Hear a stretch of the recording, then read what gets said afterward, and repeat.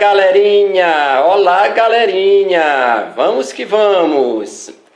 Estava com saudades? Rapaz, eu estava parado aí estudando, fazendo outras coisas. Mas quem estava com saudade aí do aulão? Pois é, meninos. Pois é, rapaziada, voltei.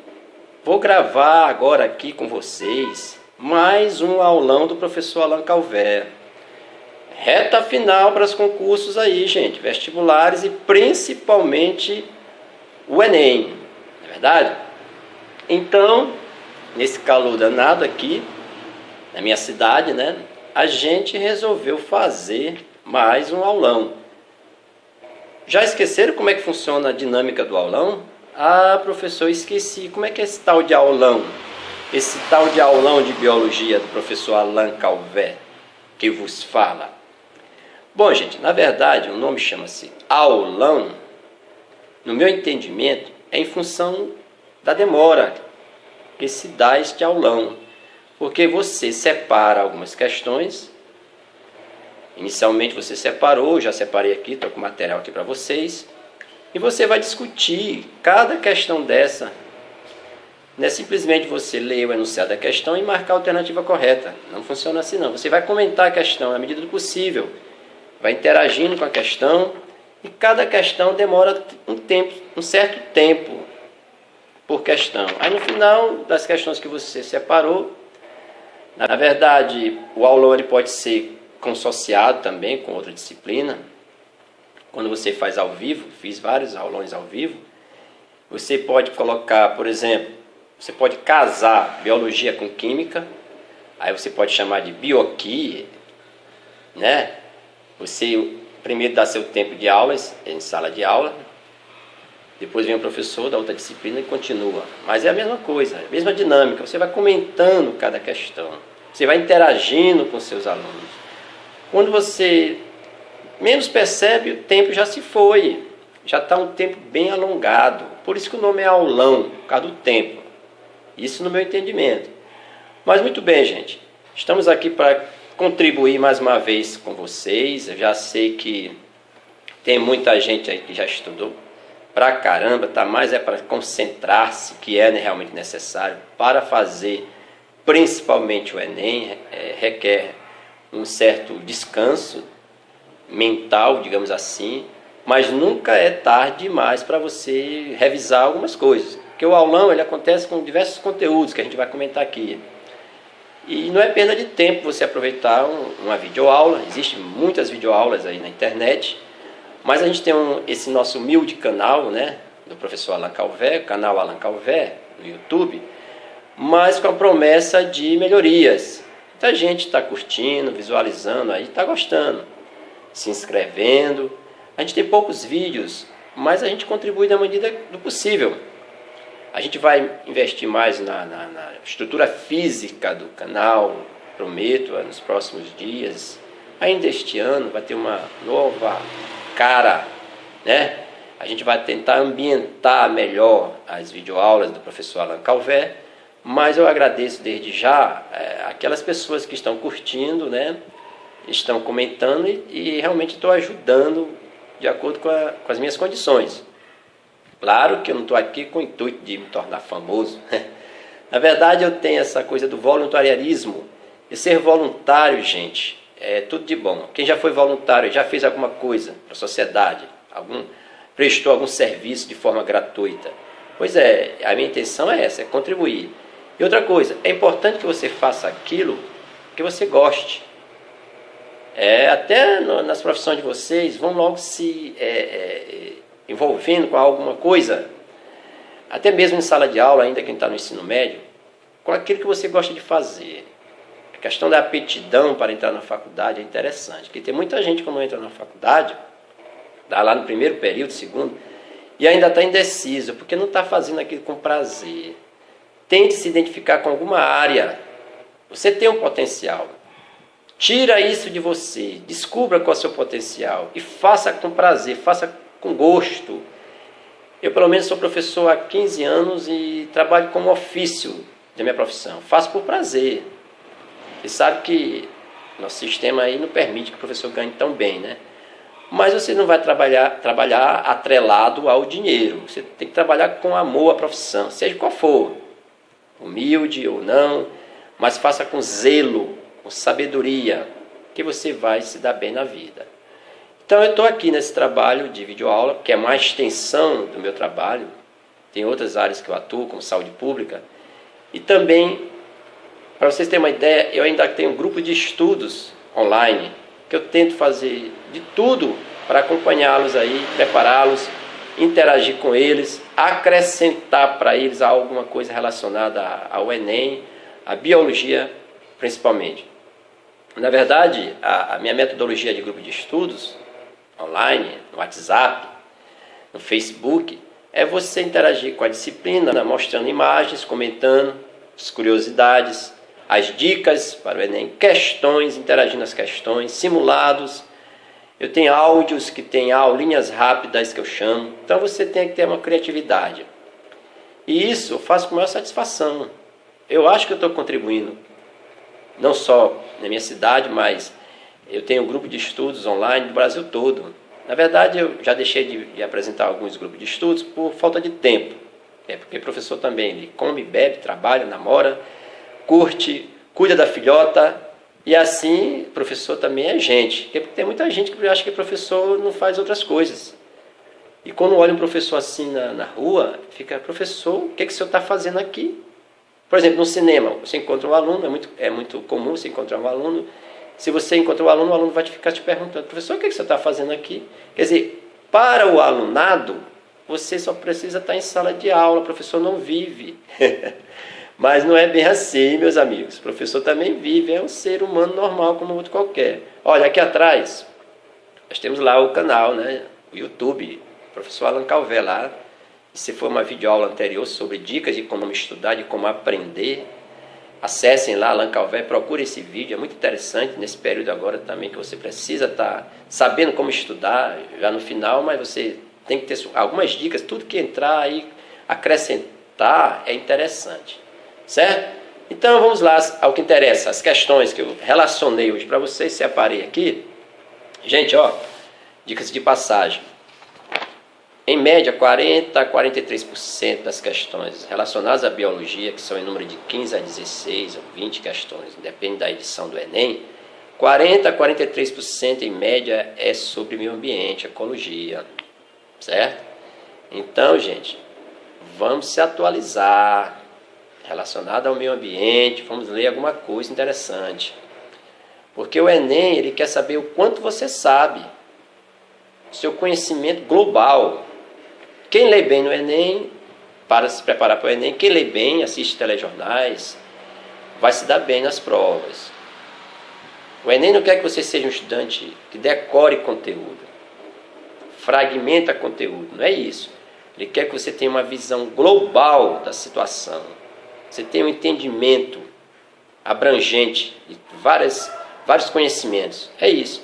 Agora, quem fica de forma, digamos assim, alienada e não procura ler, não procura reter o conhecimento em sala de aula, interagir, fica difícil, fica mais difícil.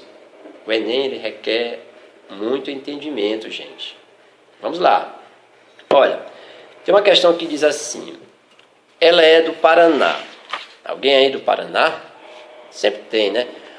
A expressão popular, com os olhos que a terra há de comer, é uma alusão, letra A, ao ciclo biogeoquímico do nitrogênio, B, à atividade predatória de vermes terrestres, C, à atividade de organismos quimiosintetizantes, D, à necrofagia e suas implicações filosóficas, ou letra E, a atividade dos seres decompositores. Vejam bem, a expressão popular, com os olhos que a terra há de comer. Você pode estar relacionando bem ali com a letra E, né, gente? A atividade dos seres decompositores. Falou em terra há de comer, na verdade, matéria orgânica morta. O comentário da questão diz assim, os seres decompositores, eles alimentam-se de organismos mortos, ou de partes deles desprendidas no ambiente.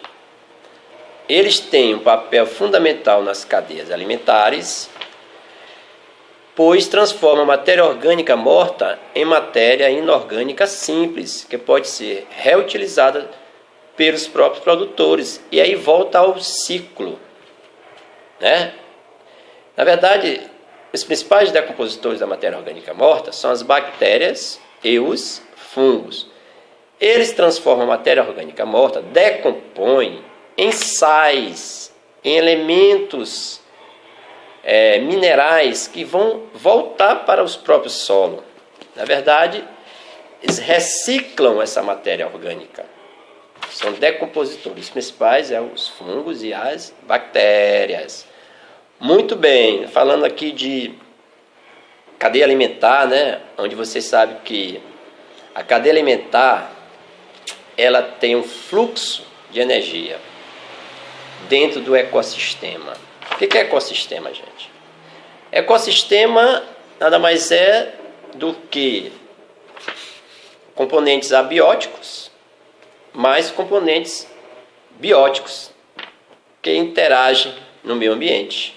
Tem vários conceitos de ecossistema. O que seriam componentes bióticos? Componentes bióticos são os próprios seres vivos, daí incluindo até os micro-organismos, falando de bactérias e fungos, né? Mas ainda existem plantas, os animais, são seres vivos, bióticos, bio-vida, componentes bióticos. Mas componentes abióticos, o prefixo de negação. Gente, lembre-se que biologia, muitas das vezes, se torna difícil por causa desses termos. Eu sempre digo em sala de aula. Mas se você tiver um conhecimento de radicais de origem greco-latina, peçam para a professora de vocês um vocabulário de palavras de origem greco-latina. A etimologia da palavra ajuda muito no entendimento da biologia, por causa desses termos. Abióticos, o prefixo a significa negatividade, negação da vida, bio. Então, quem seriam esses fatores, esses componentes abióticos? Seriam os fatores físico-químicos, como umidade, luminosidade, temperatura, pressão, clima, solo, chuva, vento.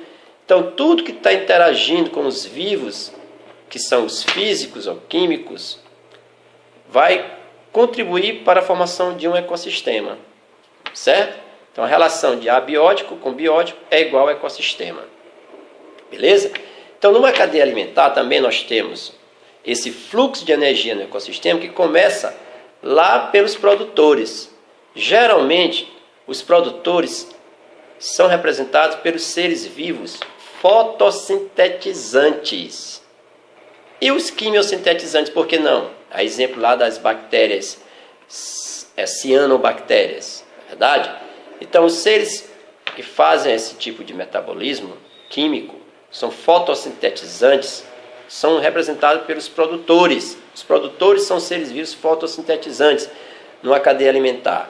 O primeiro nível energético e o principal nível que tem maior energia numa cadeia alimentar, que concentra a maior parte energética de uma cadeia alimentar, são os produtores. O nível mais energético de uma cadeia alimentar são os produtores. Em seguida, como é um fluxo e é linear a cadeia alimentar, vem os consumidores primários, que se alimentam dos produtores, depois vem os consumidores secundários, que se alimentam dos primários, depois vem os consumidores terciários, que se alimentam dos secundários, e assim por diante. O primeiro nível mais energético são os produtores. Então, gente, quem seria o segundo nível mais energético de uma cadeia alimentar? Se o primeiro são produtores, o segundo seria os consumidores primários. Muitos confundem, ó. Consumidor primário vem de primeiro, mas na verdade ele é o segundo nível trófico, ou seja, mais energético de uma cadeia alimentar, porque o primeiro são os produtores, certo? É onde se armazena a maior quantidade de energia. Então essa energia ela vai dissipando de um nível para o outro, vai diminuindo. A cadeia alimentar, o fluxo de energia ele é unidirecional, vai diminuindo a partir dos produtores, certo? Vai diminuindo. Por que diminui, professor? Porque vai metabolizando essa energia armazenada, vai tendo respiração, vai tendo excreção dos seres que seguem na cadeia, então vai tendo perda de energia.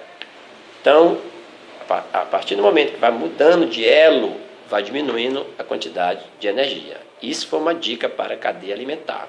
É muito mais coisa. Certo? Ok?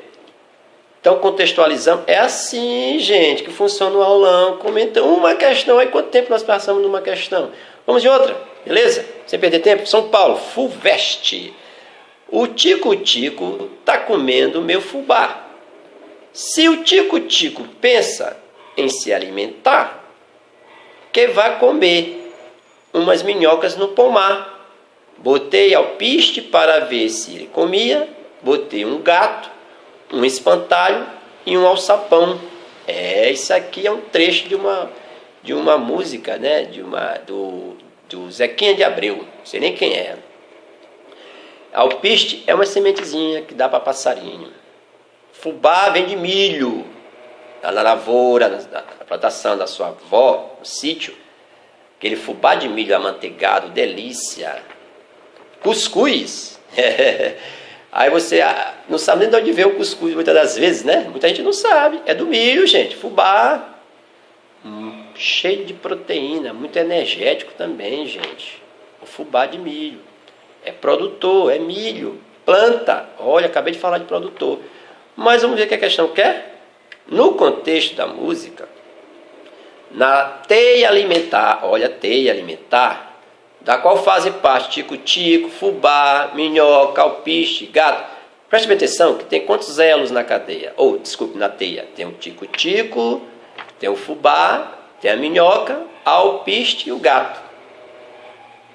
Certo? Tico-tico deve ser o pássaro, logicamente.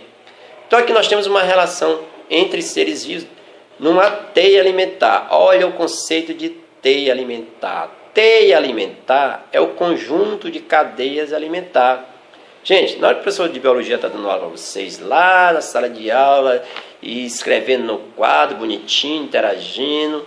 Gente, o melhor momento de aprender as coisas, os conteúdos, é em sala de aula. Não tem cursinho, pré-vestibular, videoaula, não. Ali é o momento que você pode perguntar, interagir, mas tem alunos que não estão na sala de aula, não, só o corpo. O espírito está longe, a alma está longe. Ele está fingindo que é estudante. Aí, gente, quando chega lá no final do ensino médio, que terceiro ano é mais base, revisão do que você aprendeu, cadê o conhecimento retido anteriormente? Eu digo em sala de aula, momento de aprender é no colegial, nas séries que vão se seguindo, dos conteúdos específicos, retenha o conhecimento daquele momento da aula, tirem pelo menos 40% da aula para realmente aprender, não é que vocês vão ficar ali tipo quartel, sem conversar alguma coisa, sem relaxar, não é isso, gente, mas vamos motivar-se a aprender em sala de aula. É uma dica que eu dou, que você aprende o conteúdo em sala de aula, quando chega em casa você vai só revisar, você não vai tentar aprender sozinho. O professor ali, na verdade, não é o dono do conteúdo, né? Um professor, o nome já está até arcaico, deveria ser facilitador do conhecimento. Porque ele está ali para interagir contigo. Então tem um tempo para isso, para entender a aula no momento certo. Então a questão, ela fala de teia alimentar, que é um conjunto de cadeias alimentares. São um conjunto de cadeias, a teia. E ali, na verdade, vai ter uma interação entre vários elos da cadeia. Muitas das vezes, numa teia alimentar, um mesmo elo da cadeia pode se alimentar, ele tem mais de uma opção de alimento. Existe uma representação gráfica de teia alimentar e também de cadeia de setas, certo? Geralmente, por exemplo, se eu tenho um sapo e um inseto, eu aponto a seta, o ápice da seta para o sapo, a base da seta eu tenho um inseto. Quem está na ponta da seta se alimenta de quem está na base da seta. Então o sapo está na ponta da seta, se alimenta que está na base da seta, que é o inseto. É assim que faz a leitura de cadeia e também de teia. Aí vocês vão observar numa teia, que são várias setas entrelaçadas ali, vocês vão observar o seguinte: quantos estão ligados, por exemplo, a um sapo, ele pode ter mais de uma opção de alimento, se tiver mais de uma base ligada a ele, no ápice dessa seta. Então, teia é quando você tem um elo com várias opções de alimento. Então, vamos ver a questão. No contexto da música, na teia alimentar, da qual fazem parte tico-tico, fubá, minhoca, alpiste e gado, a resposta correta seria, no caso aqui, já direto para a resposta, a letra B. O fubá, ele aparece como produtor. Fubá é a planta, produtor, mais energético. E o tico-tico como consumidor primário, né? E também o tico-tico ele pode ser consumidor secundário. Nós estamos falando de teia, mais de uma opção de alimento. Então o fubá aparece como produtor e o tico-tico como consumidor primário. Quer dizer, o tico-tico se alimenta do fubá, consumidor primário, se alimenta do produtor, e secundário também, porque, vamos lá, vamos comentar a questão. Olha lá, preste bem atenção. O fubá, ele representa os produtores, certo? Seres que produzem seu próprio alimento. E estão na base da cadeia alimentar. A base é o nível mais energético, é a base. O tico-tico pode ser considerado consumidor primário quando se alimenta diretamente do fubá, do milho, da planta, que é o produtor. E secundário se alimenta do primário, olha lá, quando ele se alimenta das minhocas, certo? Que são consumidores primários. Então as minhocas é considerado consumidor primário aqui, e o tico-tico se alimenta das minhocas, se alimentou do primário, então ele é secundário. Pois essa minhoca se alimenta dos vegetais do pomar, certo? Vegetais. Ela está ali se alimentando dos vegetais do pomar, a minhoca, os detritos daqueles vegetais, mas é vegetal, então ela é consumidor primário, porque se alimenta de produtor, que é vegetal, e o tico-tico também se alimenta das minhocas, e se alimentar do produtor. Não é tão simples ter alimentar, entendeu? É só interpretar bem a questão e analisar legal e marcar a correta. Não tem como errar uma questão dessa. Bom, deixa eu ver se tem mais alguma coisa aqui de ecologia que você pode... Ah, tem. Só da São Paulo, PUC. Sonho de muitos estudantes. Pontífice Universidade Católica, PUC. Verdade? Sabe-se que a maioria dos tubarões é de animais carnívoros e predadores. No entanto, há espécies de tubarões que se alimentam de plâncton. Olha, ainda há pouco eu falei de os principais representantes produtores, plantas, cianobactérias, mas os plâncton também são seres vivos microscópicos, fotossintetizantes, né? Então são produtores, veja bem. Como por exemplo o chamado tubarão-baleia. Está dizendo que o tubarão-baleia não é como os outros tubarões, se alimentam são carnívoros e excelentes predadores. O tubarão-baleia se alimenta de plâncton, daquele tamanhozão. O tubarão-baleia se alimenta de seres vivos fotossintetizantes, de plâncton. A principal vantagem dessas espécies planctófagas sobre as outras é que para elas houve a resposta seria encurtamento da cadeia alimentar. Que as alternativas têm assim: alongamento da cadeia alimentar, B, maior desenvolvimento do aparelho mastigador, C, menor desenvolvimento do aparelho branquial, D, encurtamento da cadeia alimentar. Essa é a resposta. E letra E tem assim: processo mais lento de evolução. Encurtamento da cadeia alimentar. Gente, o tubarão-baleia está se alimentando diretamente logo do produtor, que são os plânctons. Então houve aí um encurtamento da cadeia alimentar. Nesse caso ele está se comportando como um consumidor primário. Veja bem, a quantidade de energia disponível diminui de um nível trófico